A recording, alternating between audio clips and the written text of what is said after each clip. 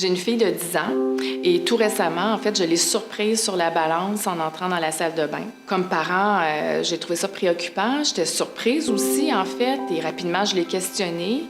Elle m'a dit qu'elle ne voulait pas devenir grosse, qu'elle ne voulait pas prendre du poids. Rapidement, je suis intervenue, notamment pour la rassurer. Plusieurs parents au Canada peuvent être préoccupés par les perceptions ou les comportements que leurs enfants peuvent avoir en lien avec leur image corporelle. Jusqu'à maintenant, les études n'ont pas permis de savoir si les facteurs qui avaient été identifiés, par exemple la faible estime de soi, étaient présents avant le développement de la problématique ou si c'est plutôt une conséquence des attitudes et comportements alimentaires problématiques.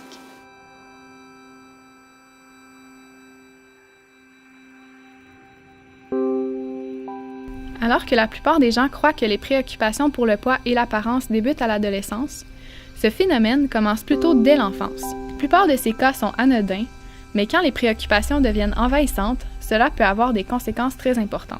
Encore aujourd'hui, on ne sait pas quelle est la proportion d'enfants de 9 à 12 ans qui présentent des attitudes et comportements alimentaires problématiques parce que les chercheurs ont eu de la difficulté jusqu'à maintenant à bien mesurer ce concept-là chez les enfants et le plus récent portrait au Canada date d'il y a une vingtaine d'années.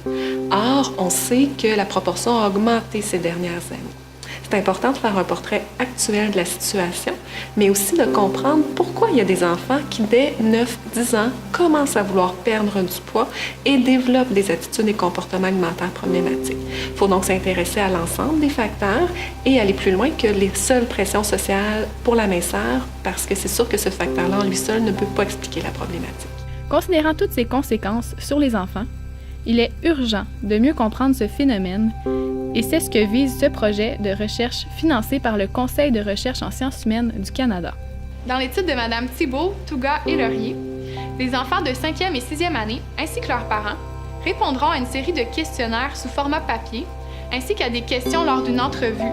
Ceci permettra d'évaluer plusieurs facteurs, dont des facteurs individuels, sociaux et familiaux. Cette étude, qui sera répétée dans le temps, permettra aussi d'évaluer l'impact du passage entre le primaire et le secondaire chez ces enfants. Les connaissances issues de ce projet permettront le développement de programmes de prévention qui pourront être implantés dans les écoles. Cela est particulièrement important car les études mettent en lumière qu'à ce jour, les programmes de prévention dans ce domaine ont un principal effet de contribuer au développement de l'insatisfaction corporelle chez les enfants.